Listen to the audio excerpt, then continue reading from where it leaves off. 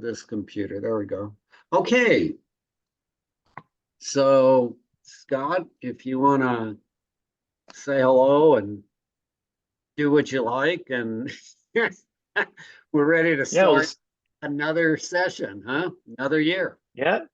Happy New Year, everybody, 2024. And we'll start out just by letting anyone that's new to the classes to introduce themselves if they're comfortable and let us know how they found out about the classes. And then once we've done that, I'll jump right into a PowerPoint that I'm gonna kind of introduce myself and kind of start from scratch here.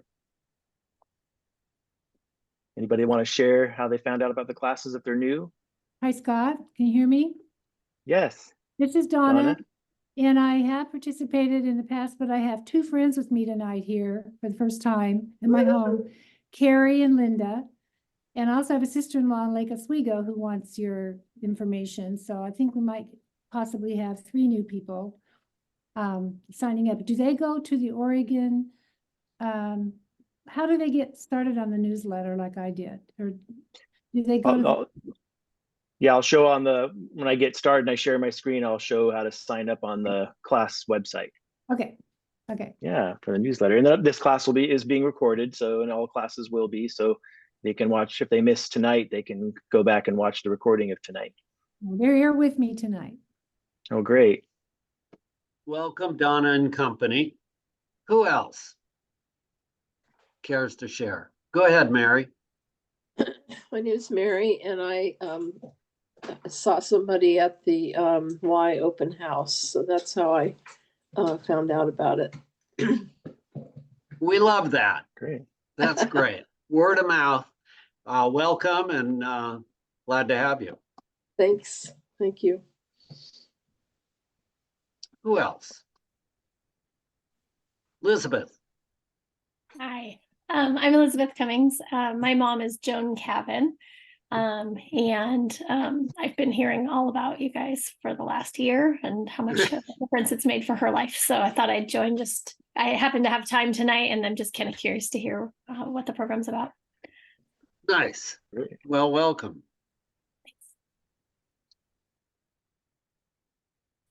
And Joan has been quite a regular, so we're happy about that too. Anybody else? Well, I guess I could go. Yeah, I am interested in this for, health reasons and other reasons. I started once last year and didn't keep it up very long, for 2 or 3 weeks, and I thought I'd give it another go. Well, good for you, Brian. We're really happy to have you. And, sometimes a journey has some starts and stops sometimes. And, getting your health is really a journey, and we're going to encourage you along on that path. So welcome. Good. Sounds good. We might mention also, for the people who are new to these classes, sometimes you find it a little bit difficult, a little bit of a struggle to do something that you think is dramatically different. It's different from what you're used to doing, and so it's kind of hard to make those changes. Sometimes it's helpful to have a coach, and we have medical students who are willing to coach. They learn a bit and they help you. And so if there's any of you, as the weeks tick by, if you find that you'd like a little extra help, it's a no cost help. It's a medical student who get online on a phone call or in a Zoom session like this, and you can kind of talk about what kind of things are giving you are barriers, like, hey, I don't know how to heat a pot of water. I keep cutting myself with a knife when I try to chop a vegetable. To, what might be some healthy choices, or, how do I get the motivation to stop eating the dang cookies that keep calling my name? And so that also helps the medical students as they counsel patients. They're learning because they consult with us. And then they get back with you. And so they learn how to actually help patients in the future. That's our ultimate goal, is to change the practice of how doctors treat their patients. That's one of my motivations anyway. And then Charlie, why don't you do just briefly introduce yourself to the new people, and then I see Eric Colgrove is here too. Maybe he wants to just say a couple words, introduce, just since this is the first class, we have some new people. Okay, so for the new people, I'm Charlie Ross, and I've been a physician in Oregon for about 47 years, going to be 48, I think, in June or July. I thought I knew what healthy lifestyle choices were until about 12 years ago when Sanjay Gupta changed my life. I'll tell you that story next week, but I've been teaching classes for many, many years, and then Scott and I got hooked up, and we've been teaching these Zoom classes online. Currently, I am part-time at the osteopathic medical school in Lebanon, teaching the osteopathic medical students, trying to incorporate some lifestyle medicine into the curriculum there. And I also work at Volunteer in Medicine every Monday afternoon to kind of keep my skills up and to help people transition, along with teaching the classes with Scott. And, just doing one-on-one counseling for people. I no longer make a living at it. I do it for the joy of it and the inspiration that comes from helping people.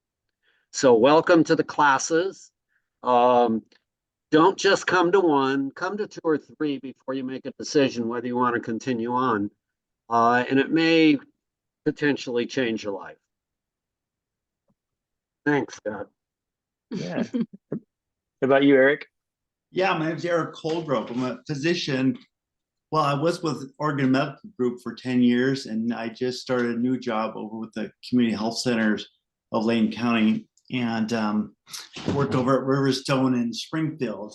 I'm a pediatrician, so the few classes I do tend to be on pediatric topics, and which is the most important, because man, we get these kids started young. That's really when it's easy to start.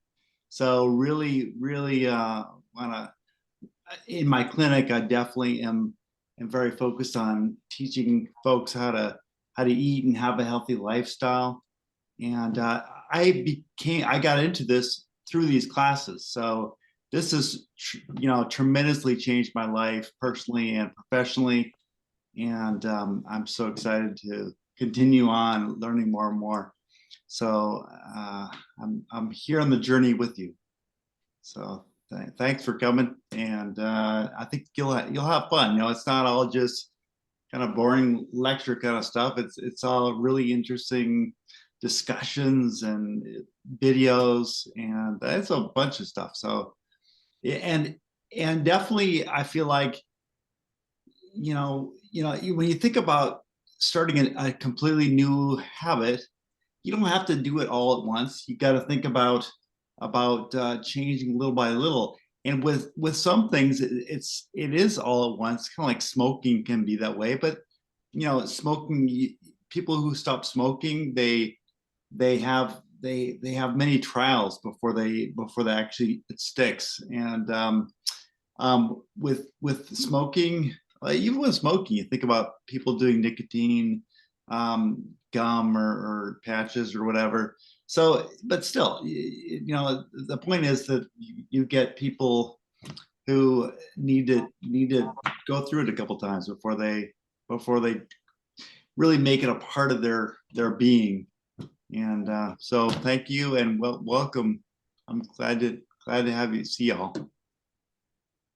Great, thanks, Eric. All right, well, I'll go ahead and get started. Let me share my screen here. Oh, I also have to wait. Let me unshare because I have to make sure. Let's see here. Yeah, share sound. So you'll be able to hear the videos I play. Let's go. So here's the website. So anyone that's new to the classes, go to livelifestylemedicine.com. It's the class website, and just for the full tour of the website. If you scroll about halfway down the homepage here, you'll see a website tutorial here. And if you click on this video, it's about a 20-minute video of me giving a full tour of the website, where everything's at, how to access everything. So check that out if you're new. And then for the question at the beginning of class, how to sign up for the weekly class newsletter is just right here. So you just click subscribe to weekly class newsletter, and you'll just fill out your name and email, and then you'll receive a welcome email initially. And then every Sunday morning, I send out a newsletter, and it has like all the information about the upcoming classes. It has tons of other information. So the book club we have, the Eugene Plant-Based Provider, the nonprofit that we do all the free community events, and you'll just read through that newsletter every Sunday, and there's lots and lots of information there. It has the information about the free health coaching there, and just pretty much everything you need to be involved with these classes are there. So I really encourage you to do that. And then I guess that's all I wanted to show there. Let me go minimize here. Let's see. Go escape. This. Okay. Trying to get to my that.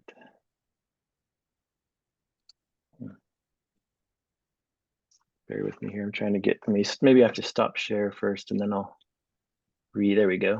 And then let me go to share screen again. Share sounds there. There we go. Now I've got my bottom bar here. You can see my PowerPoint there, I'm Yep, assuming. we can see it and we can hear you well. Okay, great. Sounds good. So my name's Scott Wagnon. I'm a physician assistant. We're now called physician associate. I've been a physician associate for 18 and a half years now. And I was, just like Eric, I was working at Oregon Medical Group for the past 8.5 years for me. And starting in just next month, actually, in February, I'm joining Eric over at the Riverstone Clinic for Community Health Centers of Lane County. So a lot of my patients, some of my patients know, some of them don't yet because I haven't seen them, but I'm making the change as well over there. So I feel like it's a really good fit over there for the really embracing of lifestyle medicine, and those patients over there really need our help as well. So that's one of the many reasons I decided to join Eric over at Riverstone Clinic. So just wanted to mention that. I grew up in the Eugene, Springfield area, born and raised here.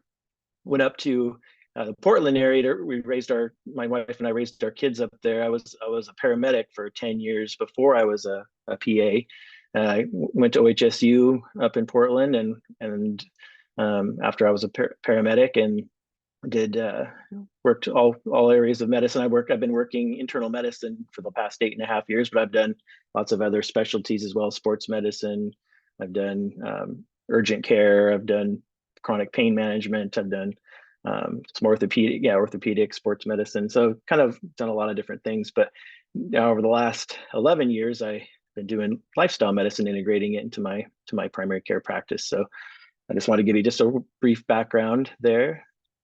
But I want to go back and kind of tell you a story of how I got into all of this, because I think it's really important. You'll hear from Charlie next week, his story. And I think, it's really important that we share our personal stories with you guys, because, lifestyle, what we choose to eat and how we live our life, our lifestyles are very personal to us. And so I feel like we need to be personal with you guys as far as how we got into this, and a little bit about ourselves, because it is a very personal choice to choose what you're choosing to eat, and how you're living your life is a very personal thing. And so I want to kind of tell you my story to go back. So but actually, before I was a paramedic, I was a professional bicycle racer. I went to the Olympic trials in 1988. I raced on a team in Spain back in 1990. So I was kind of like, people that don't understand bicycle racing, I kind of compare it to baseball, because people kind of can relate to baseball more, because a lot of people don't know about bicycle racing so much. And so it was kind of like I was on a AAA baseball team, but was never quite good enough to go to the majors. So, being in the major leagues would be like, in bike racing would be like riding in the Tour de France, for example. So I wasn't quite good enough to get on a team to ride the Tour de France, but I was on development teams And I actually raced against guys that raced in the tour. So I was like just that little notch down. But so in 1990, I did that, and then wasn't racing anymore, but I was still doing a lot of long distance cycling. And in this picture here, that's me there on the Golden Gate Bridge in the summer of 2012. You know, I was doing a lot of just really physically challenging things, since I wasn't racing anymore in this picture, but I rode my bicycle 7,000 miles in 2012, and that was a pretty typical year for me. And a friend of mine, we rode our bikes from Eugene all the way to San Francisco in 6 days. So we had my parents kind of going along in a car. We went, stopped at hotels along the way, but doing 130-mile days on the bicycle, got all the way down to San Francisco. And the reason I start with this is because I was, very physically fit, because I was riding my bike so many miles, and I could ride, 100 miles, no problem, just easily. And because of all the years I've ridden and raced, but in this picture, I was not very healthy. I was, I'd been a physician assistant since 2005. So I'd already been in medicine for a long time. But in this picture here, I was, my BMI, I was overweight. So I was 218 pounds in this picture, believe it or not. It's kind of marbled in. My face is rounder than it is now. My, had a pretty good little gut there if I didn't have my shirt on.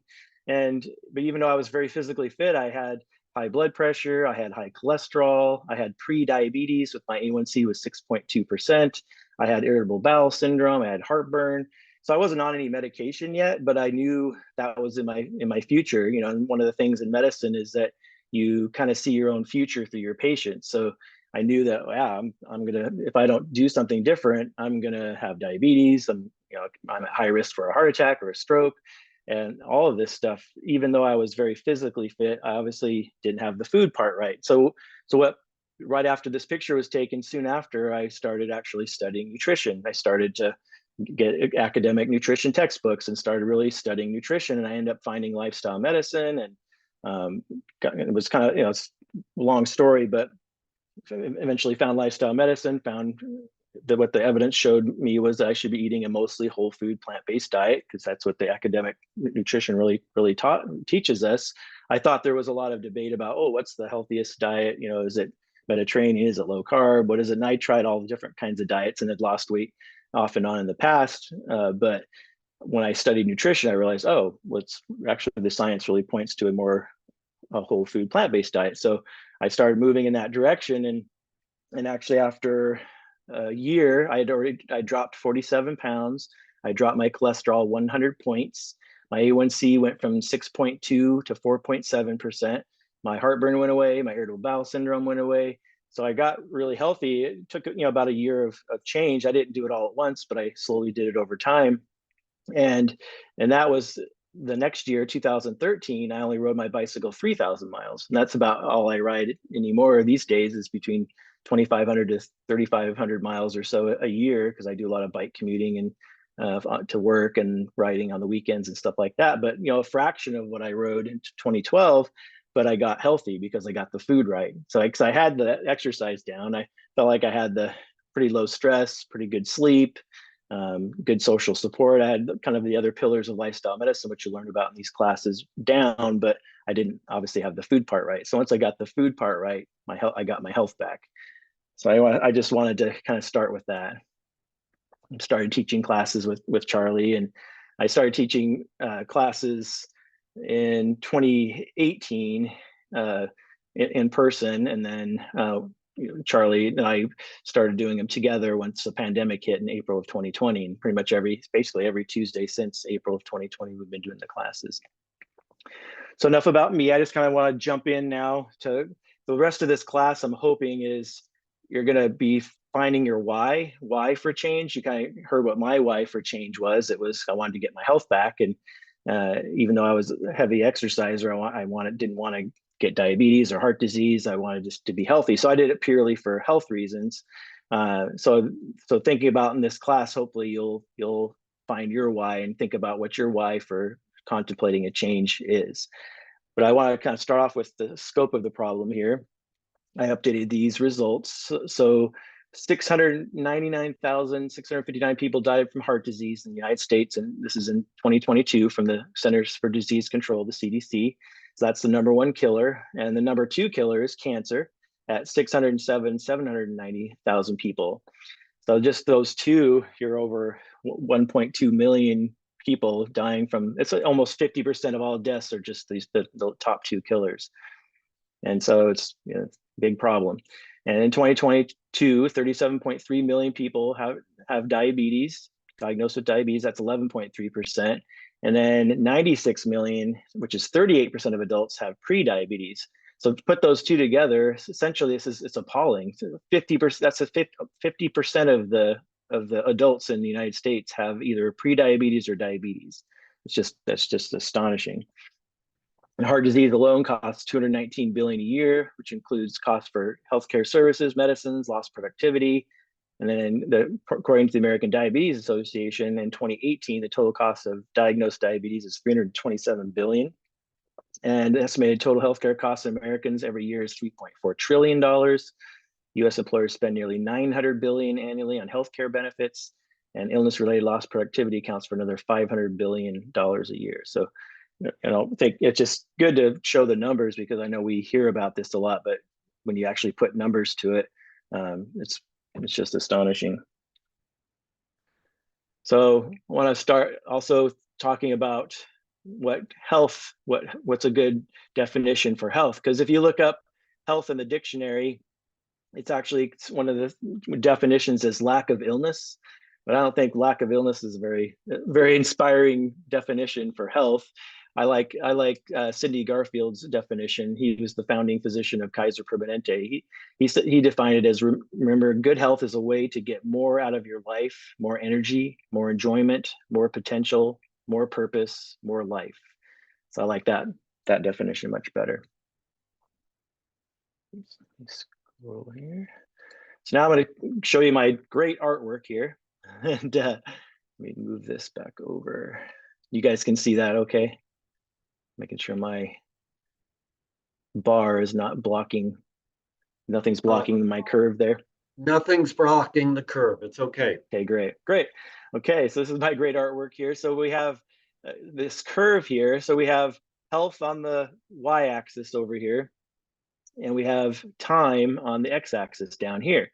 And so this point right here, high health and 0 time, this is at birth. So here we are at birth. We have good health. We're born. And as time goes on, we live our life, we keep our health.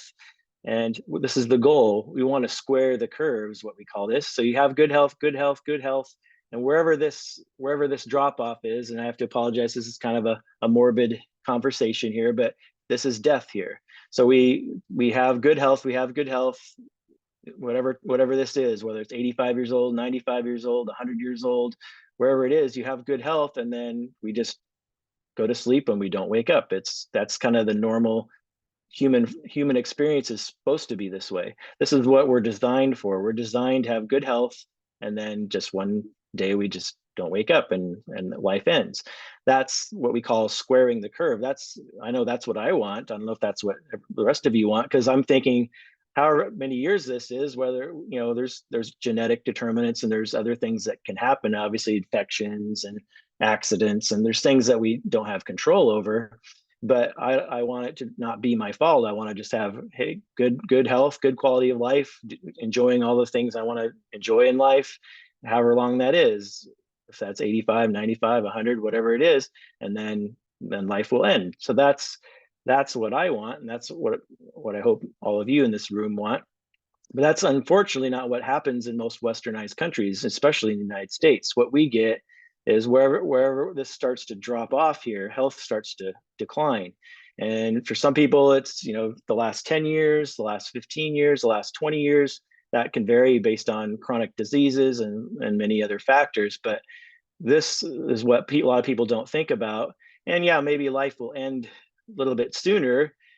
But what was your life like from here, whether that started at age 40 or age 50 or age 60, your quality of life started going down because your health started to decline. So you weren't, enjoying time with your grandchildren. You weren't going traveling. You weren't doing maybe the things that you thought you would be doing at a particular age, that you had goals for your life, goals things you wanted to go do and go see, because it's not how many things we have or how much money we have. When people are, you know, at the end of life, they think about their memories are what, you know, the experiences that they had, the places they went, the relationships they had, the time they spent with people. That's what quality of life is. That's what we value at the end. And so, you know, these things are greatly affected by this decline. You know, we're taking a bag of pills, we're going to doctor's appointments, we're not getting to take the trips and go do the things and experiences with people that we want because our health is declining so much. And again, this can go down really quickly for some people. It can draw out a little bit of a more slighter curve here. But I have a lot of patients. Yeah, I've been doing this for 11 years and teaching it to thousands and thousands of patients over those years. And I have a lot of patients that say, you know what, Scott, you know, I'll just take the pills and I'm not going to make the diet and lifestyle changes because, yeah, if that means I die, you know, a few years sooner, then so be it. I got to enjoy the foods I wanted and got to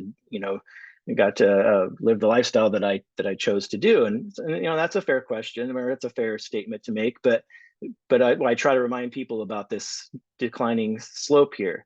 So it's not like you just have great health and then just drop off a few years earlier. That's not how chronic diseases work. You get this slow decline, and that's what most Americans are experiencing is this decline here. So, and then you have to think about things like the strain on your family, the stress that it takes on the people that love you. You know, that seeing this decline is affecting their quality of life too. So it's not just about us; it's about the people that we love and people that are around us that care about us. So those are some of the things I wanted to share with you here on this squaring the curve. And I always tell this story. I got a really cute email from one of the patients that I did lifestyle medicine with, and she also came to the classes and stuff. And she gave me an email, and she drew a little stick figure right here, and she had the arms up, and it says, "Look, Scott, I'm squaring the curve." And so she was showing it that she's pushing this downsloping line back up to here. So this is what these classes allow me to do, is push this line back up. So that was one of my favorite emails I ever got about with this, even this drawing is very, very rudimentary. Let me move on. I'm going to show you this video, and it's just a short video that kind of is a visual depiction of this squaring the curve idea. So let's watch this.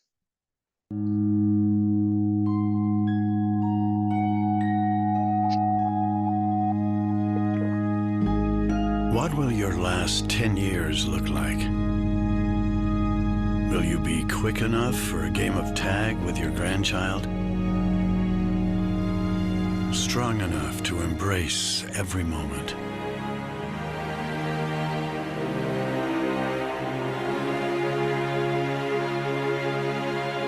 Will you grow old with vitality? Or get old with disease?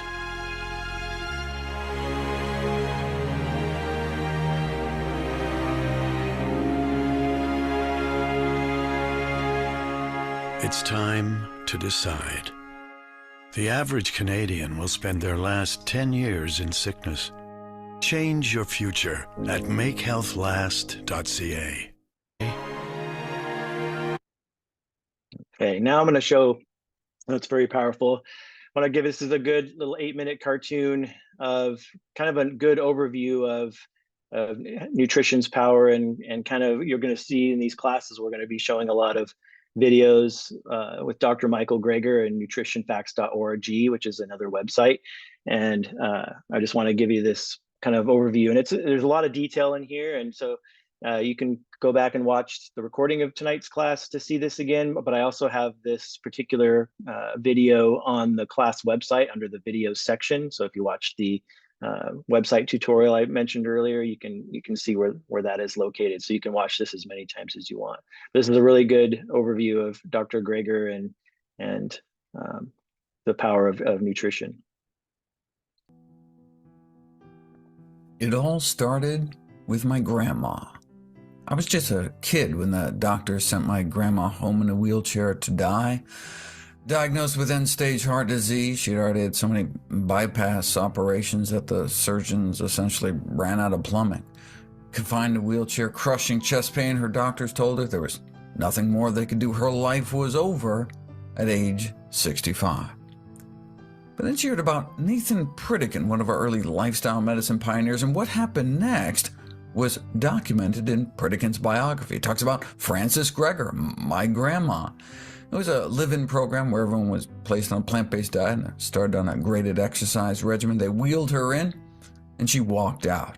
Within a few weeks, she was walking 10 miles a day, went on to live another 31 years till age 96, to continue to enjoy her 6 grandchildren, including me.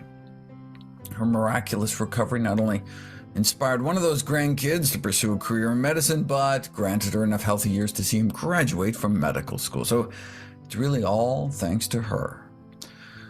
During medical training, I was shocked to find out that this whole body of evidence on reversing chronic disease with lifestyle changes, opening up arteries without drugs, without surgery, was being largely ignored by mainstream medicine. Wait a second, if effectively the cure to our #1 killer could get lost down some rabbit hole and ignored, what else might there be buried in the medical literature that could help my patients? I made it my life's mission to find out. That's what led me to start nutritionfacts.org, and that's what led me to write the book, How Not to Die. Surveys show people wildly overestimate the power of pills and procedures to keep them healthy. For example, patients believe cholesterol-lowering statin drugs are about 20 times more effective than they actually are in preventing heart attacks. No wonder most people continue to rely on drugs to save them. But our leading killers aren't caused by drug deficiencies. The dirty little secret is that most people surveyed said they would not be willing to take many of these drugs if they knew how little benefit these products actually offered. Whereas cleaning up our diets is not only safer and cheaper, but can be more effective in preventing, arresting, and reversing some of our leading causes of death, because you're treating the actual cause of the disease. Each year, the CDC compiles the 15 leading causes of death, and so I have a chapter on each. How not to die from heart disease, how not to die from lung disease, how not to die from brain diseases, digestive cancers, infections, diabetes, high blood pressure, liver diseases, blood cancers, kidney disease, breast cancer, suicidal depression, prostate cancer, Parkinson's disease, and how not to die from so-called iatrogenic causes, which is essentially death by doctor. That's the first half of the book, and the good news is that we have tremendous power over our health, destiny, and longevity. The vast majority of premature death and disability is preventable with a plant-based diet and other healthy lifestyle behaviors. I didn't want to just write a reference book, though. Yes, there's thousands of citations to peer-reviewed scientific papers, but I also wanted it to be a practical guide on translating this mountain of evidence into day-to-day decisions. And so that's what became the second half of the book. First, I started out with a traffic light system to classify everything into red light, yellow light, and green light foods. Though there are exceptions I talk about, the best available balance of evidence suggests the healthiest diet is one that minimizes the intake of meat, eggs, dairy, and processed junk, and maximizes the intake of fruits, vegetables, beans, which are split peas, chickpeas, lentils, legumes in general, whole grains, nuts and seeds, mushrooms, herbs and spices, basically real food that grows out of the ground. These are our healthiest choices. Some foods, though, have particular medicinal qualities, and so I then center my recommendations around a daily dozen checklist of all the things I try to fit into my daily routine. So, for example, I recommend a quarter teaspoon of the spice turmeric a day, a tablespoon of ground flax seeds, berries every day, greens every day. I talk about the healthiest beverages, the healthiest sweeteners, how much exercise to get. The whole daily dozen list with recommended serving sizes is available as free apps for both Android and iPhone. Just search for Dr. Greger's Daily Dozen. There's only one diet that's ever been proven to reverse heart disease in the majority of patients, this plant-based diet. If that's all a plant-based diet could do, reverse the #1 killer of men and women, shouldn't that be the default diet until proven otherwise? And the fact that it can also be effective in treating, arresting, and reversing other leading killers like high blood pressure and type 2 diabetes would seem to make the case for plant-based eating simply overwhelming. Most deaths in the United States are preventable and related to nutrition. According to the most rigorous analysis of risk factors ever published, the Global Burden of Disease study funded by the Bill and Melinda Gates Foundation, the #1 cause of death in the United States is our diet. The number one cause of disability is our diet, which has now bumped tobacco smoking to number 2. Smoking now only kills about 500,000 Americans every year, whereas our diet kills hundreds of thousands more. So obviously, nutrition is the number one thing taught in medical school, right? The number one thing your doctor talks to you about at every visit, right? How could there be such a disconnect between the science and the practice of medicine? Doctors have a severe nutrition deficiency in education. Most doctors just never taught about the impact healthy nutrition can have in the course of illness, and so they graduate without this powerful tool in their medical toolbox. There are also institutional barriers such as time constraints and lack of reimbursement. In general, doctors aren't paid for counseling people on how to take better care of themselves. Of course, the drug companies also play a role in influencing medical education and practice. Ask your doctor when's the last time they were taken out to dinner by Big Broccoli. Probably been a while. It's like smoking in the 50s. We already had decades of science linking smoking with lung cancer, but it was largely ignored because smoking was normal. Most doctors smoked. The average per capita cigarette consumption was 4,000 cigarettes a year, meaning the average American smoked a half pack a day. The American Medical Association was reassuring everyone that smoking in moderation was just fine. There was the same disconnect between the science and public policy. It took more than 25 years and 7,000 studies before the first Surgeon General report against smoking came out in the 60s. You'd think maybe after the first 6,000 studies, they could have given people a little heads up or something. Powerful industry. And today's meat, sugar, dairy, salt, egg, and processed food industries are using the same tobacco industry tactics to try to twist the science and confuse the public until the system changes. We have to take personal responsibility for our own health, for our family's health. We can't wait until society catches up to the science again, because it's a matter of life and death.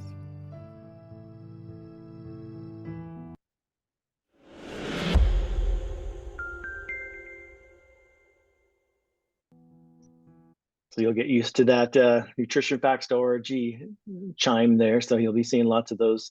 So I know there's a lot there, but yeah, I definitely recommend watching that a couple more times because it's a lot of important information in there.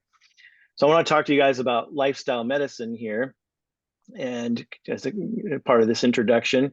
So the American College of Lifestyle Medicine is a international. They're here in the United States, but international college that educates medical providers and anyone else that's interested in lifestyle medicine.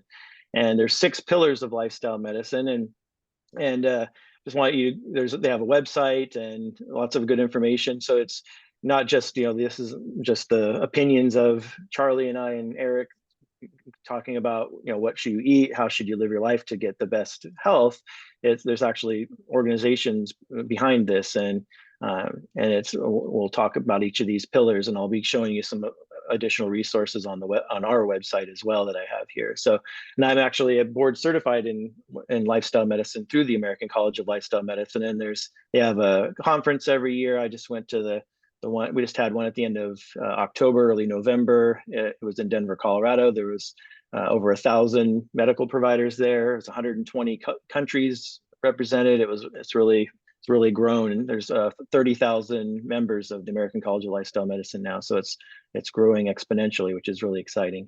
And they actually have residencies. There's over 300 residencies now for medical providers to do a residency in lifestyle medicine. So it's a newer specialty that's really gaining lots of ground. So it's really exciting. So first, the definition of lifestyle medicine is the evidence-based, which is really important. Everything we do in medicine is evidence-based, and lifestyle medicine is no different. The evidence-based use of therapeutic lifestyle approaches to prevent, treat, and oftentimes reverse chronic disease. That's what we're trying to do here, and that's our mission statement for the Eugene Plant-Based Providers nonprofit that we have here that you guys will learn about. We do lots of free community events. So the 6 pillars include nutrition, which is predominantly a whole food plant-based diet. It doesn't necessarily have to to be vegan, and I want to kind of give you guys a kind of just an education on what that whole food plant-based means. It can mean 100% plant-based, which would mean vegan. So it could be a vegan diet, a whole food plant-based diet, but it doesn't necessarily have to be. It's considered a spectrum, and so you're getting majority of your calories from unprocessed whole plant foods. And the position of the American College of Lifestyle Medicine is, and with a lot of academic nutrition bodies throughout the world as I studied nutrition myself, as I mentioned earlier, the consensus is about 90 to 95%. I know it's kind of hard to kind of visualize that, but to just think about I say to patients all the time, what you do 90% of the time is what's going to bring you the best health. So it's going to be predominantly, whether you have health or not, what you do 90% of the time is probably going to give this the biggest impact. But there are times where we try to get people to go more closer to 100%, and those are people that have heart disease or trying to avoid a heart bypass or a stent or something, or maybe they have diabetes and they're on insulin. They would maybe do better if they were closer to 100%. But just wanted to let you know that a predominantly whole food plant-based diet, that is a spectrum. And so it's eating mostly unprocessed whole plant foods, fruits, vegetables, beans, whole grains, nuts and seeds, herbs and spices. So unprocessed whole plant foods is what we're trying to teach. And then with exercise, regular physical activity, sleep, so adequate and good quality sleep, not just adequate amount, but also good sleep quality, stress management, things like meditation and mindfulness, strong social connections, that's the fifth. And then the sixth and final is the avoidance of risky substances. So tobacco, alcohol, recreational drugs, and even prescription drugs for that matter, which is actually the third leading cause of death in this country, is actually from doctor prescriptions that Charlie and I write. So it's not to be taken lightly. And that's people taking the medications as prescribed, because these medications have a lot of side effects and can cause a lot of problems. So it's a tool. We use prescription medications when we need to, but it's just one tool, and it shouldn't be the first thing we go to. We should be going to lifestyle medicine first. And every single treatment algorithm that I learned in PA school and Eric and Charlie learned in medical school, at the top of every one of these treatment protocols for all these different chronic conditions that we talk about, whether it's blood pressure, heart disease, diabetes, diet and lifestyle is always at the top. But we just don't learn that in medical school. We just don't get taught it, just like Dr. Greger said there. And so this is what we're trying to change with these classes and with our nonprofit EG plant-based providers, trying to get this lifestyle medicine to be kind of front and center in medical care, because you guys deserve that. So I'm going to give you a little bit more information about lifestyle medicine. This is Dr. Greger video where he talks about what lifestyle medicine is. Even though I kind of went over those pillars, you can kind of see a little more general what he's talking about here. Though I was trained as a general practitioner, my chosen specialty is lifestyle medicine. Yes, most of the reasons people go to see their doctors is for diseases that could have been prevented, but lifestyle medicine is not just about preventing chronic diseases, but also about treating them. And not just treating the disease, it's treating the causes of disease. If people just did 4 simple things: not smoking, exercising half-hour a day, eating a diet that emphasizes whole plant foods, and not becoming obese, that may prevent most cases of diabetes and heart attacks, half of strokes, and a third of cancers. Even modest changes may be more effective in reducing cardiovascular disease, high blood pressure, heart failure, stroke, cancer, diabetes, and all-cause mortality than almost any other medical intervention. The key differences between conventional medicine and lifestyle medicine is, instead of just treating risk factors, we treat the underlying causes of disease, as described in this landmark editorial. See, typically doctors treat risk factors for disease, such as giving a lifetime's worth of medications to lower high blood pressure, elevated blood sugar, high cholesterol. But think about it. High blood pressure is just a symptom of diseased dysfunctional arteries. Yes, you can artificially lower blood pressure with drugs, but that's not treating the underlying cause, which often comes down to things like diet and exercise, the penicillin of lifestyle medicine. Disregarding the underlying cause and treating only risk factors is somewhat like mopping up the floor around an overflowing sink instead of just turning off the faucet, which is why medications usually have to be taken for a lifetime.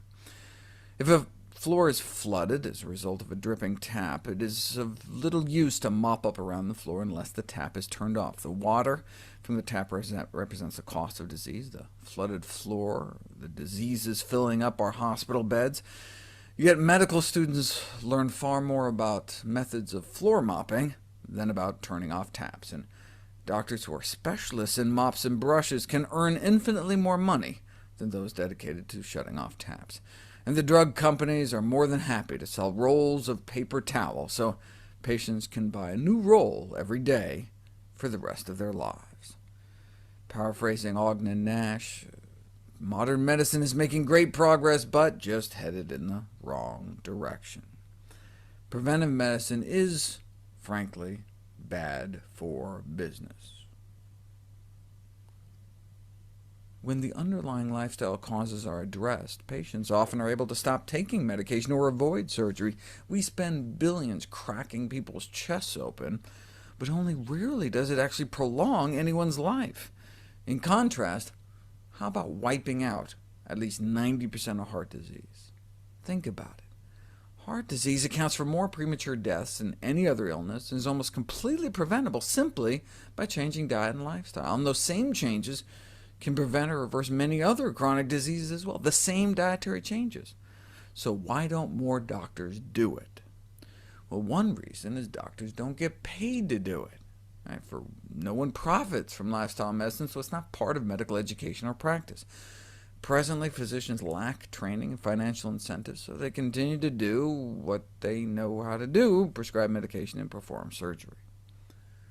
After Dean Ornish proved you could reverse our #1 cause of death, heart disease, open up arteries without drugs, without surgery, just with a plant-based diet and other healthy lifestyle changes, he thought that his studies would have a meaningful effect on the practice of mainstream cardiology.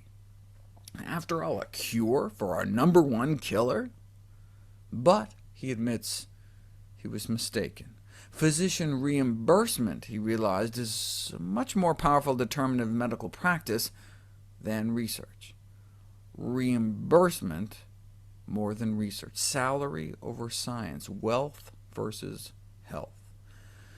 Not a very flattering portrayal of the healing profession, but hey, if doctors won't do it without getting paid, let's get them paid. So Dr. Ornish went to Washington, arguing that, look, if we train and pay for doctors to learn how to help patients address the real causes of disease with lifestyle medicine, not just treat disease risk factors, we could save trillions, and that's just talking heart disease, diabetes, prostate, and breast cancer. The Take Back Your Health Act was introduced in the U.S. Senate to induce doctors to learn and practice lifestyle medicine, not only because it works better, but here's the critical factor: physicians will be paid to do it. The bill died, just like the millions of Americans will continue to do with reversible chronic diseases.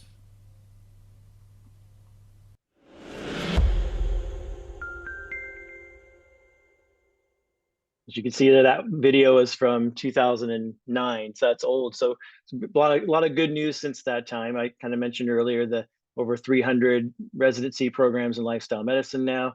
Actually, Dr. Ornish got his lifestyle medicine program covered by Medicare. It took 16 years, but he has something called intensive cardiac rehab. Many of you may have heard of traditional cardiac rehab, which is after you've had a bypass or a stent or had a heart attack of some sort, you'll get your insurance will cover for cardiac rehab. But there's one now called intensive cardiac rehab, which is Dean Ornish's program, a plant-based diet and meditation and exercise and all those other things integrated, and it's now covered by Medicare. So that's good news. And there are lots of lifestyle medicine clinics popping up around the country now, and so it is reimbursed now. It's just that was, you probably noticed there, it was Ron Wyden that was actually here in Oregon, that particular Take Back Your Health Act back in 2009. So lots of good news since that time. That's been quite a while ago, but still, it's in general practice, that's still kind of the mindset. Physicians don't know about lifestyle medicine, and that's what we're really trying to change. All right, well, I want to show you guys some, we'll have plenty of time for questions and stuff, but I want to kind of go over some of for the new people, some of the handouts and different things, because there's way more on the class website than what you would go, if you watch the website tutorial, you'll see all the stuff there, but that's like for all this whole year of classes basically. Whereas I want to kind of show you guys the stuff on the class website that pertains to the kind of, this is, you're new to this, okay, what's this all about? And just to kind of give you a heads up, we'll have so Charlie's introduction class next week, and then the next 2 weeks after that are meal preparation and planning. We have 2 classes on that. Then we have an open forum, and you'll notice that we'll have throughout the year, we'll have, you know, usually 2 or 3 kind of more, a little bit more formal classes where we sometimes have a PowerPoint or we watch different videos and kind of a more of a teaching, but then we have interspersed in there open forums, and the open forums are for you guys to kind of interact with each other, ask questions, bring up any topics, you know, challenges, successes. It's just kind of, these are, at least all these classes are for you guys, but those are the more kind of informal classes. You'll see open forums, and like we'll have for the open forum after the meal preparation and planning, we'll have some people come on and share, like, you know, recipes that they use or tactics of how to implement these diet and lifestyle changes and how it's worked for them, and give you guys tips and things. So just kind of wanted to give you a little preview of what you have coming. It's down the road. Okay, so I have a list of some things I want to show you guys here. And again, this is recorded, so you can come back and watch it. First, let's click on resources tab here. So I want to show you some of the books, links to books here. If you click on that, and everything on this website, none of us have any disclosures. We don't have any financial ties to any of this stuff. This is just stuff that we've used for ourselves and recommended to other people that come to the classes over the years, and our patients that we see in the clinic. Just keep that in mind as we go over all this. We don't have any connections to any of this stuff. So the 2 main books for the introduction, that there's many books that you might find beneficial, but if you're just looking for a good introduction book, there's the How Not to Die book that Dr. Greger talked about in the video, and there's a link to it on Amazon if you wanted to get it. I know all of them are available in like audio book too, if you prefer that.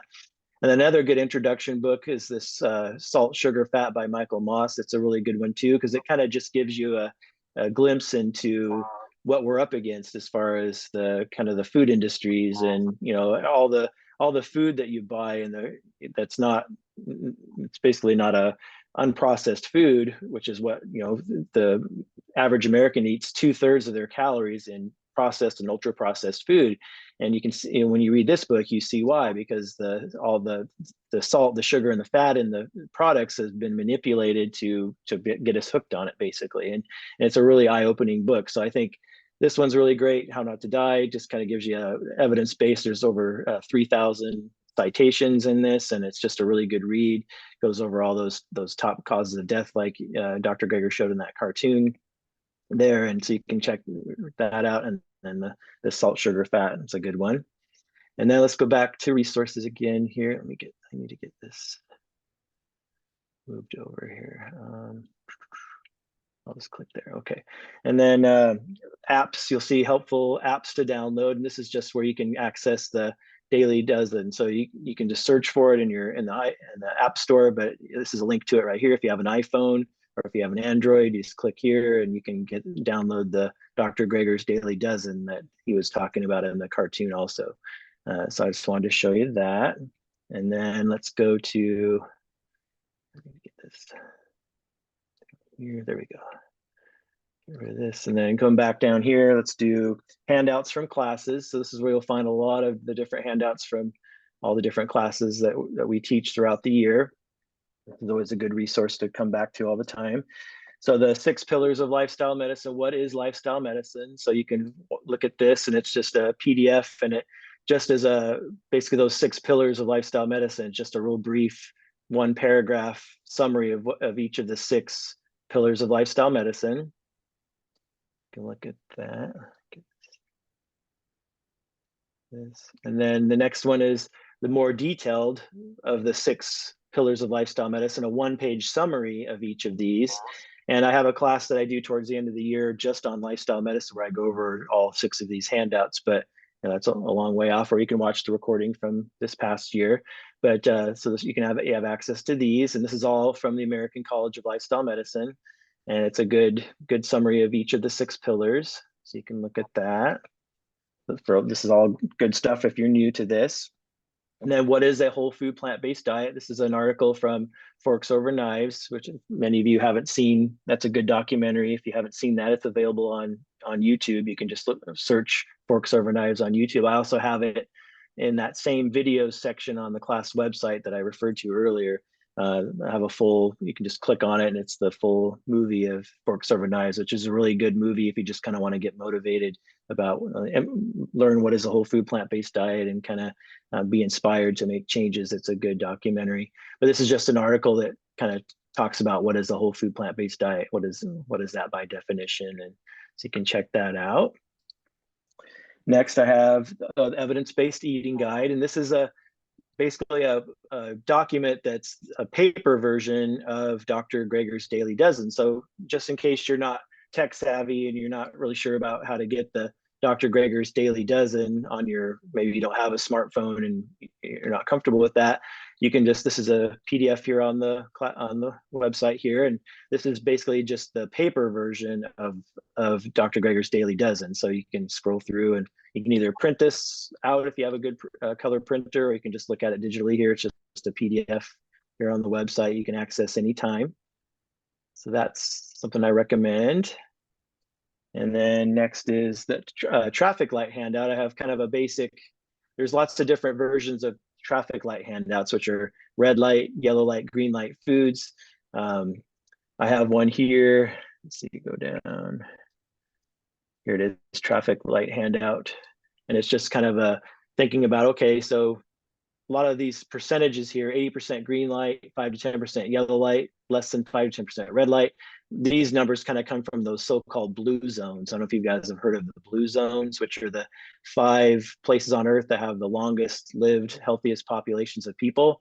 And they tend to, this is kind of the percentages of these categories of foods that they tend to get. So like 5 to 10% of their calories tend to be things like, they do eat some fish and some chicken. They do eat some eggs and some low-fat dairy products, some olive oil, for example. That's kind of, when you look at the 5 blue zones, that's pretty much what I just mentioned is what entails that 5 to 10% of their calories, which is very small. It's like a flavoring, a side dish, special occasions. It's not something they eat all the time.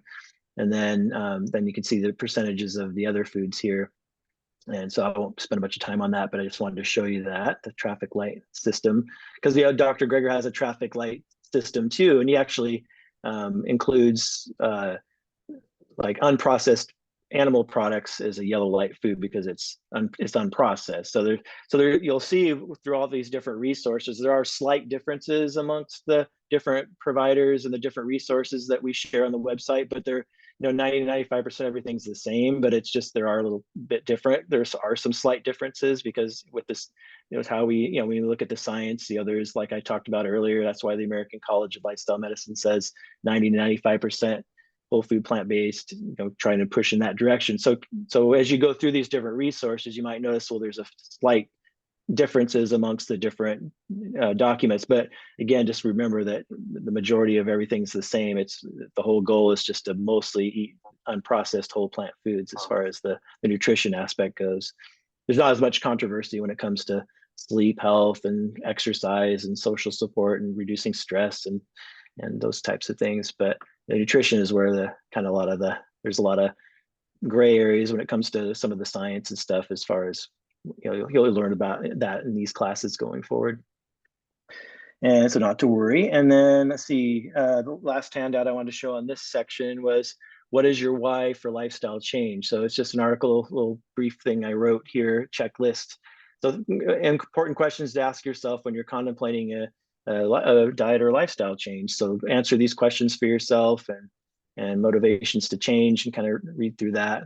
So just as you're thinking about this, will be something to put up on your refrigerator, or something to say, oh, just as a reminder to why am I doing this? As you're thinking about making a choice for that day. And then I want to show you some other stuff here. Let me go back to just the basic resource page. Scroll down here. There's also the Dr. McDougall's color picture book, which is really good. Again, Dr. McDougall's more blunt. He's just like, eat this, don't eat that. So if you kind of want to know nonsense, like, okay, because there's we'll talk about all the details and the science and all the different mechanisms and things throughout these classes. But if you just kind of want to know, okay, I'm just getting started with this, but tell me, I have patients that just say, hey, I don't care about all the science mumbo jumbo. Just tell me what I should eat. Tell me what I shouldn't eat. And this is a great handout if that's kind of the way you look at things. No nonsense, Dr. McDougall. It's the color picture book. And when he created this, he shared it with his grandkids, and he said, and they actually gave him the idea. They said, Grandpa, you should do a picture book. And that's what he did. So it's just kind of basically, you can scroll through it. It's just eat this, don't eat that, and talks about different chronic diseases and stuff. But it's just a really picture depiction of everything, what to eat and what not to eat. So that's a really good resource as well. And then I have the plant-based quick start guide presentation. And so I'm going to a couple more slides here that I'm going to show you, go through what's called the plant-based quick start guide, which is copyrighted, so I can't put it up on the website, but I have a PDF file of it. And so any of you in this class that want that PDF, which I'm going to go over in here in a minute, you can email me and I can send it to you. But this is not copyrighted. It's a presentation of the plant-based quick start guide. It's a PowerPoint, and I'm a member. I'm a Plantrition provider. So the Plantrition Project is a nonprofit, and I go to their conference most years as well, and they're a really, really good resource. And they created this. They put this up on their website, so they're willing to share this. But they do like sell, if you wanted a paper copy of the plant-based quick start guide, it does cost money, but you can get it off their website. Which is why it's copyrighted, which is why I can't post it on our website because of that. But they do let us share this, which is this. It's basically a PowerPoint presentation of the plant-based quick start guide, but it's really still good, and you can read through that if you don't want to. Email me for a copy of that, and I'll put my email in the chat. It's also on the class website, but it's just scott@aol.com, SEW Scott, SCOTT @AOL.com, but I'll put it in the chat when we're done here. But you can read through that, and let's see. So then, let me go ahead and go to the plant-based quick start guide, which I don't need to be on the website for because I have it down here as a PDF. So let me go here. So this is the actual plant-based quick start guide. So I'm just going to kind of really briefly go through it just so you can get an idea of what's in it. It's kind of your utility book, and it's really, really good. I really highly recommend it, especially if you're new to this. And so here's the first couple pages, kind of has the table of contents. It's like 40 pages long, so it's a really, really good resource. And so it talks about, how important our health is and how important our diet choices are to our health. Kind of get started with that. And then talks about the health benefits. Then it has groups, nutrients and foods to increase and food groups to avoid. So just the real basics there. And then it talks a little bit about plant-based kids.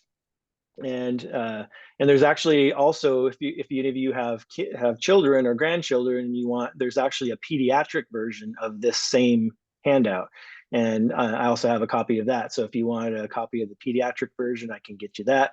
And then also, as Eric Colgrove, our pediatrician in our group here that spoke earlier, he'll do a couple of classes on plant-based diets for pediatrics and families. He also does a lecture on pediatric obesity. That was really good. So he'll go over some of those nuances in those classes. So stay tuned for those when we see that on the schedule later in the year. And then sections on different nutrients. What about protein? What about soy? There's a lot of myths out there about nutrition. So read through that. And there talks about calcium, the truth about dairy. Here's information on different nutrients like iron and omega-3s and B12 and staying hydrated, and section on how to incorporate these foods into your daily routine, kind of nuts and bolts of everything you can think of here.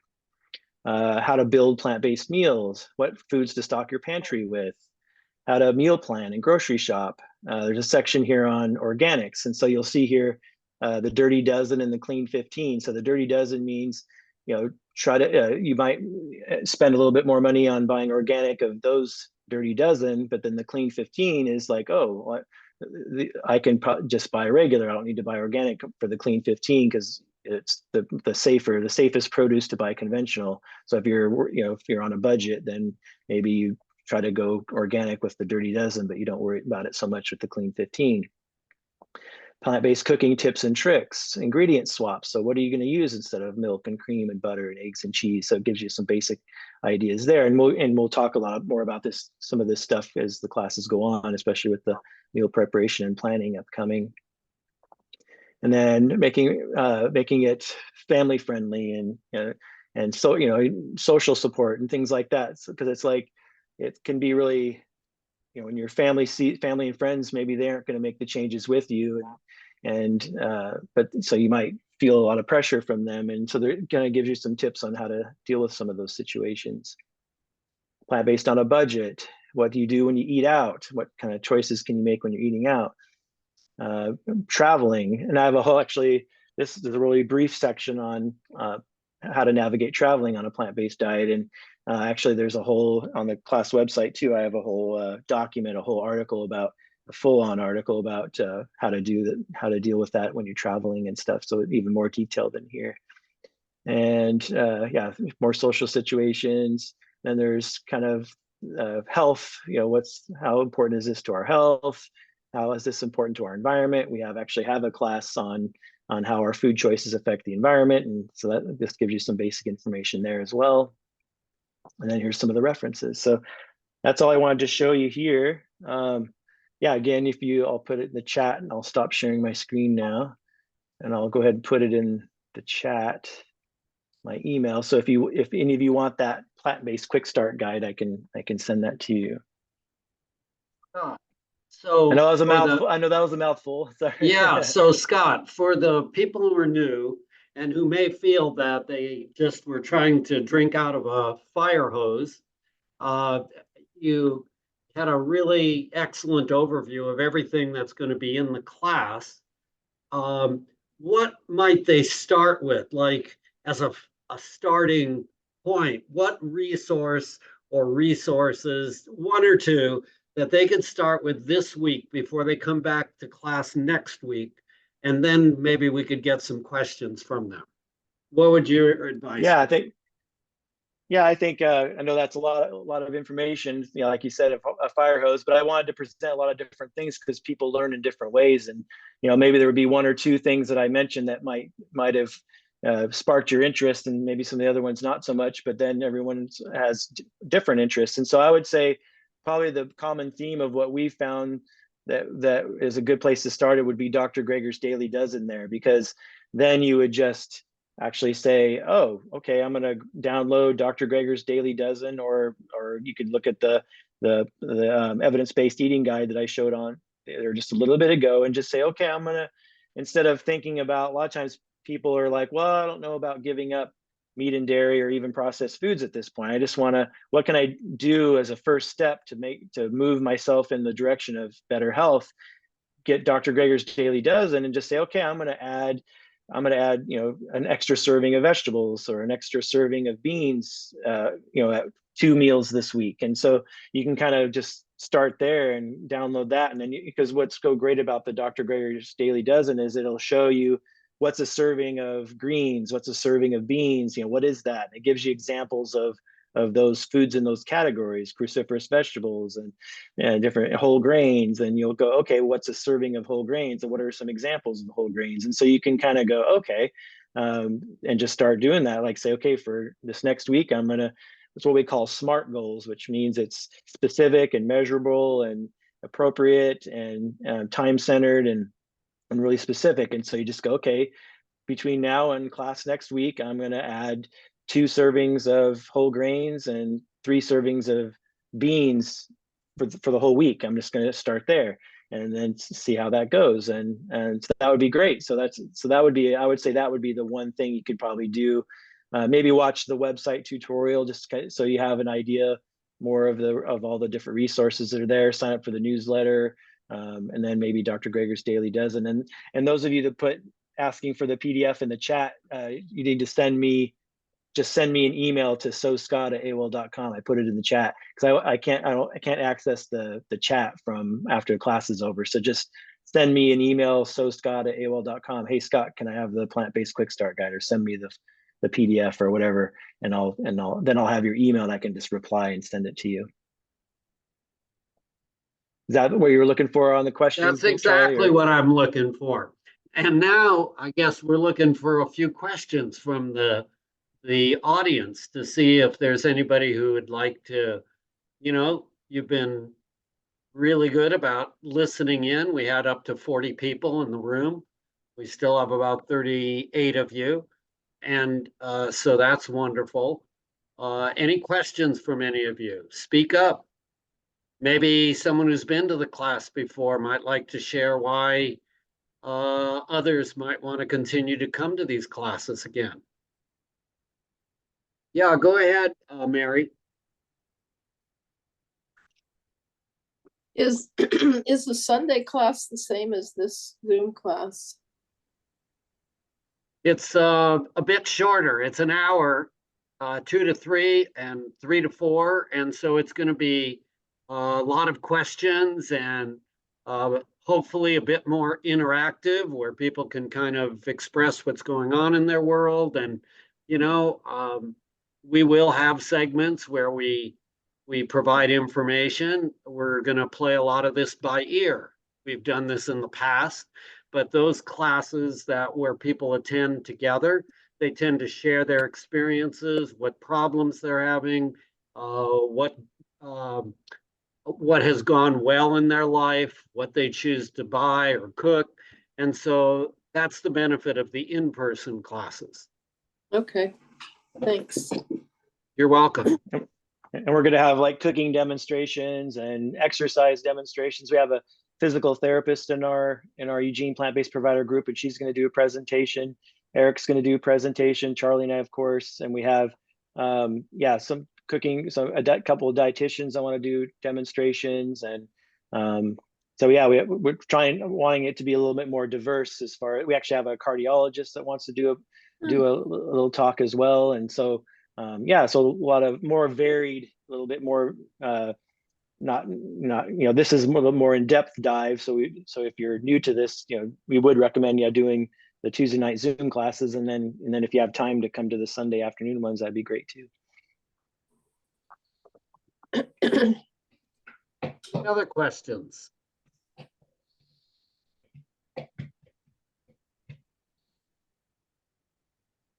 This is Marcia, and I have a question about when Scott was talking about the American College of Lifestyle Medicine, were they middle-aged, young, older? Did you get a sense of that? Mostly it's physicians. I mean, there was a lot of dietitians, but mostly I would say, I think the statistics are almost 2/3 were physicians, and then the other third was the rest of us, PAs like myself, dietitians, health coaches, a few people with general interests, medical students. But I would say it was probably mostly younger people. I would say younger physicians that were in their 20s and 30s was probably the biggest demographic. I would say I was in the minority. Anyone that I'm going to be 55 in April, so I would say I was on the older, end of the spectrum. There was older people there too, doctors in their 70s, like Charlie, and were there as well. But I would say which is really great to me, because it's like, wow, the next generation coming up they get it, right? So I think that was the really, really hopeful thing, is the young generation is getting. I know when I taught this to my own children, they're kind of like, when I was trying to convince, like I do internal medicine, so most of my patients are over 65, and so when I'm trying to teach this to my patients, they're really sometimes very skeptical, because they thought they knew a lot about nutrition, they've been eating a certain way their whole lives, and they think what the information that they've learned they thought was accurate, and so it's a little bit harder to change their mind and convince them, hey, no, actually the science says this, not that. and you've kind of been brainwashed, so to speak, by the food industry, is why this is so much misinformation. So it's a little bit more of a challenge to teach patients that are older sometimes, but I've been very successful doing so. But then when I taught this to my kids when they were in their early 20s, when I was trying to use that same kind of reasoning for this isn't the accurate information, they're kind of like, well, duh, Dad. It's like, well, of course these industries are just trying to make money. So to them, it's just common sense that why would you believe them? Why would you believe the industry has your health interest at heart if they don't? They just want to make money. So of course it makes sense that foods that are unprocessed, grown out of the ground, are going to be the healthiest. It's kind of like common sense. So that was some kind of a wake up too. It's like, oh, it's easier. Like there's a quote, it's a really depressing quote, but it's a quote from Max Planck. So Max Planck was a physicist and in the early 1900s. So the Planck constant is something, those of us in science, I took a year of physics. I know Charlie took physics because we have to for medical school.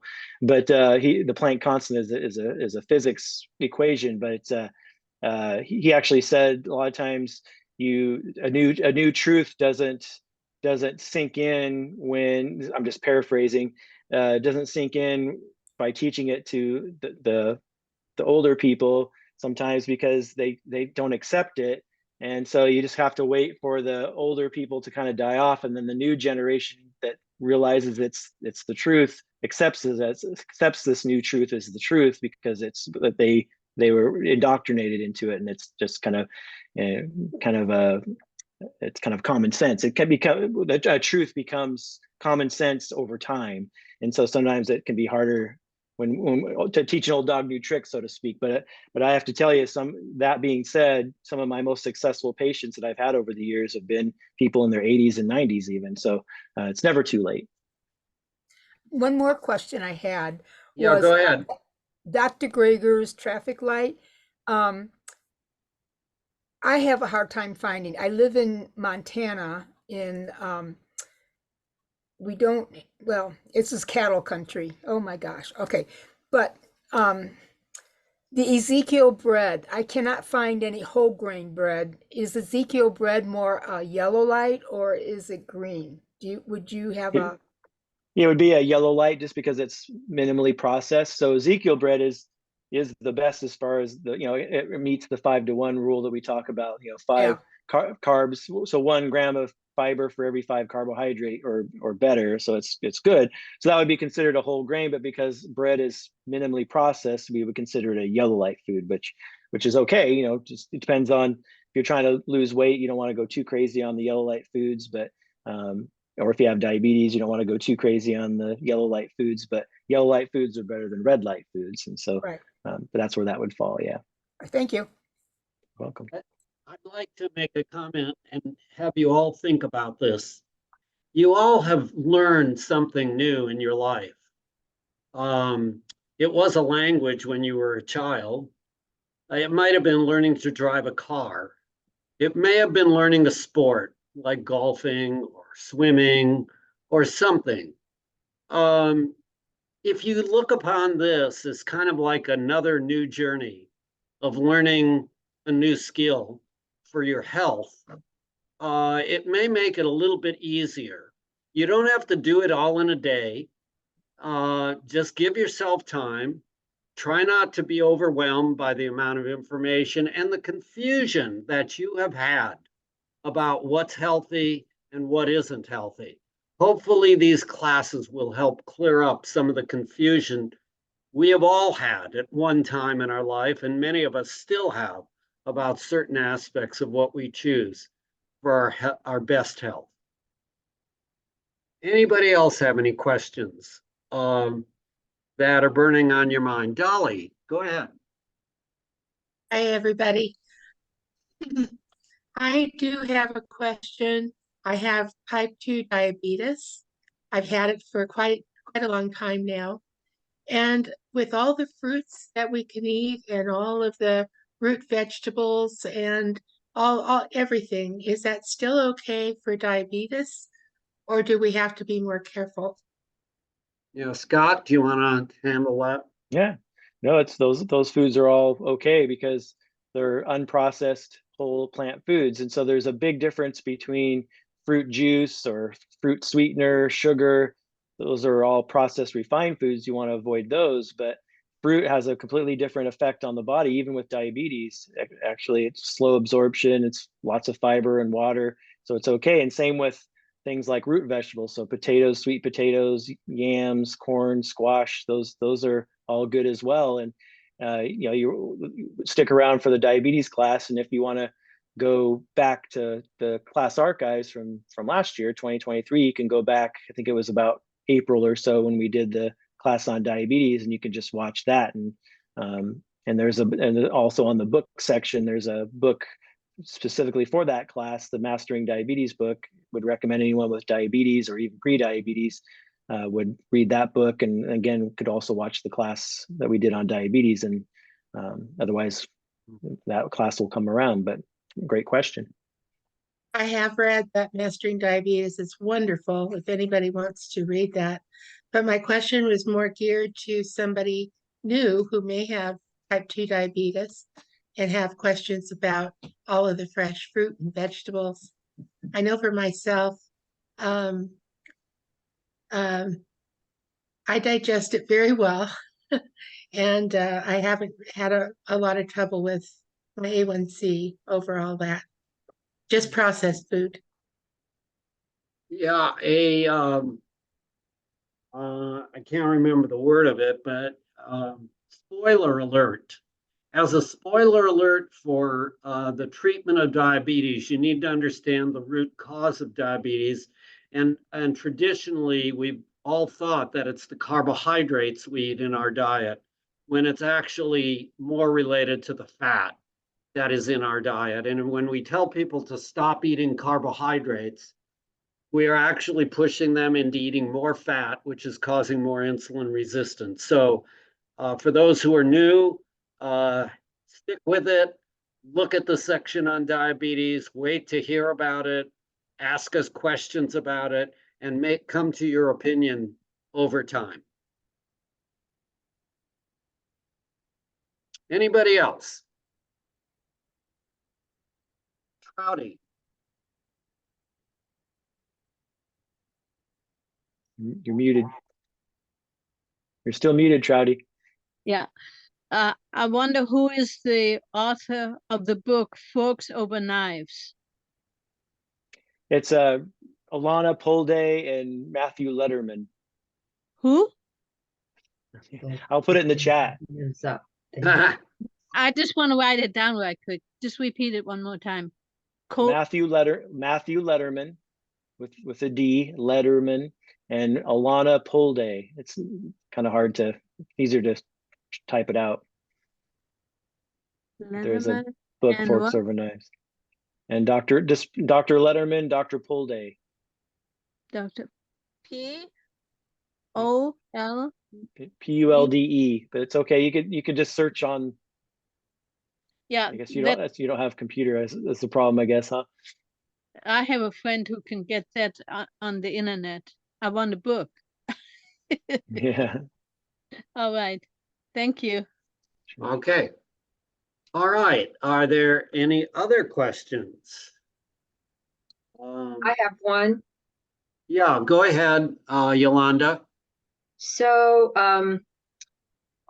the question I have is, for years I've been told to take calcium supplements, and I've just recently learned that maybe I should not be taking calcium supplements. And in fact, it is more harmful than good. And I wonder if it may be too soon to ask this question, but I want to just stop. But I want to make sure that that is in fact what I should do. Well, I'd encourage you to go directly to nutritionfacts.org and do a search for calcium supplement. And he has two videos, one that says, are they effective? And one that says, are they safe? And you will find that calcium supplementation has an increased risk of stroke and heart attack associated with it. So, we're not here to give absolute advice to anyone. We're here to kind of discuss and share resources. I would say after you visualize those videos, you can look at the resources and you can say, geez, I don't know if I want to keep taking this calcium. And then, I don't know, is it prescribed by your doctor or did you decide to do that on your own? No, it's not a prescription. Some years back, I had a DEXA scan and they said, oh, you have osteopenia. You should take calcium. Yes. And So if that's the kind of advice and it's not your doctor who's ordering it, then I would say look at the evidence a bit more and get your calcium from the greens and the beans in your life is probably the healthiest way. Make sure you get vitamin D, make sure that you're getting weight-bearing exercise, walking on a regular basis. Those sorts of issues are, and try to stress less, because even stress can kind of cause your bones to thin a bit. So there are a lot of lifestyle factors connected with bone mass. okay, thank you. You're welcome. You can also go back to the osteoporosis class we did in the class archives from last year. We have a whole class dedicated to osteoporosis and bone health you can check out. Who else? Anybody else? Yeah. This is So it Nancy. says there's Trouty and 3 others have their hand raised. So Trouty, I guess, first. Yeah, my doctor prescribed calcium, and I think it's together with magnesium. But since I had a open heart surgery before, and I was reading that calcium is can cause stroke and heart attack, I'm not taking it anymore because my doctor told me wrong. Okay, don't take it anymore then. Who's next? Yeah, this is Nancy. Nancy, go And ahead. hello, can you hear Go me? ahead. Yep. Yeah, just today I got it was over an hour long, about an hour and a half or so video from Dr. Greger about osteoporosis, and he went over all that stuff and the medications and everything. It was just really, really eye-opening. So I don't know exactly where you get it because I just got it in my inbox Yeah, I got it today as well. It was oh, you did. it's a webinar of osteoporosis that he shared, and so yeah, you could if you signed up for his newsletter on his website, you should be able to get that. And it's even on his website. If you scroll down the homepage, you can see the osteoporosis webinar. And then my thing is, it just seems like, oh, people think they're not getting enough protein. They think you have to have fat in your diet and all this stuff. And I'm just like going crazy about all this misinformation. I mean, I when I took dietetics and nutrition back in the, 80s. Yeah, it was in the 80s. And I didn't get a license in nutrition. I got a certificate from eCornell. But anyway, I mean, that's what we learned back then. But for some reason or other, all of this information has not been updated. I was on a trip with a gal who is what do you call it? Registered dietitian. And she goes, oh, just everything in moderation. And I mean, I get really frustrated that people are not up to date on this stuff. Try not to go crazy, Nancy. I know, but I do. we do sympathize with you though, because we go through it all the time. Scott and I, we hear it. We've been hearing it for years, and we're trying to make a difference. And that's why just keep having people come to these classes, which cost nothing. We share the information. People make their decisions based upon that. And the world is a changing place. So have hope. But so many of these people are like, in fact, I just ran into this gal a few days ago who was a nutritionist who was counseling people, you know, the doctors recommended her to counsel them. And she was like, oh yeah, you can have olive oil is really good for you and all this kind of stuff. And I'm like, oh my gosh. So she obviously led people astray in my mind, but I don't know. It's unfortunate. Even the dietitians, when their education is influenced by industry as well, just like Charlie, Eric, and I's education was influenced by the pharmaceutical industry. There's no different. They're just influenced by the food industry. So the dairy industry gives all kinds of free educational materials to the dietitian organizations and everything. So it's just, their education has been manipulated as well. I mean, they got 85, 90% of, we all are in agreement on that much of it, as much. There's some of those details. Most dietitians know you can get all the protein you need from plants. You get all the healthy fats you need from plants. Any educated dietitian knows that, but they might recommend some lean meat and low fat dairy and things like that, because that's what their education taught them to do. And the reason that those foods are in their guidelines is because industries had influence there. So and again, we agree on 90 to 95% of it anyway. So it's not. So a lot of times, I know Jeff Novick's one of my favorite dietitians, and he always says people generally will argue about the 10 to 15% that the nutritional science industry or nutritional science body doesn't agree on, and still they don't have to do the 85 to 90% that we do agree on. So it's kind of, we need to focus on what we do agree on, and we can discuss and show you the science on some of those details going forward about some of those myths and stuff, and we'll get through that stuff. But keep that perspective that academic nutrition does have a consensus that we should be eating mostly whole plant foods, and everything in moderation thing is a myth. Moderation, we're not even close to moderate with any of our intake. When 2/3 of our calories in America are coming from processed and ultra processed foods, we don't have the luxury of moderation. We need to get people shifted dramatically to reverse that first slide I showed with all the health problems. I mean, that we need drastic changes in our culture and our food choices to actually put a dent in that, and that's what we're hoping to do with these classes. Well, one thing I keep thinking, I think I've come up with a comeback for that, and everything in moderation. And I said, well, would you tell that to an alcoholic who wants to drink? Yeah, that's good. Right. That's good. One last question before we go. Anybody? Or are we good until next week? Charlie? Yes, Val. Or Vonda. You showed in class today, you showed the video about the DEXA scan. Yes. I was thinking that might be helpful for the lady that asked about taking calcium, if she had the name of that video to watch also.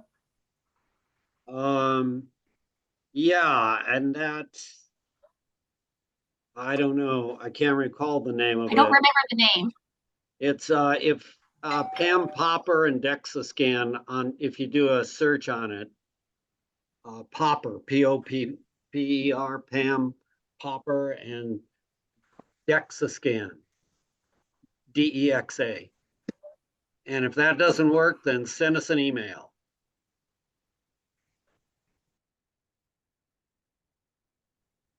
Anybody else? We're good? Scott, thank you so much. Thank you all for coming. It was a good session, and we'll have another introduction next week. Bring your friends and family. Thank you, Charlie. Thanks, Scott. Thanks, everybody. Thank you, Scott. Thanks, You're welcome. Yeah. See you guys next week. All right.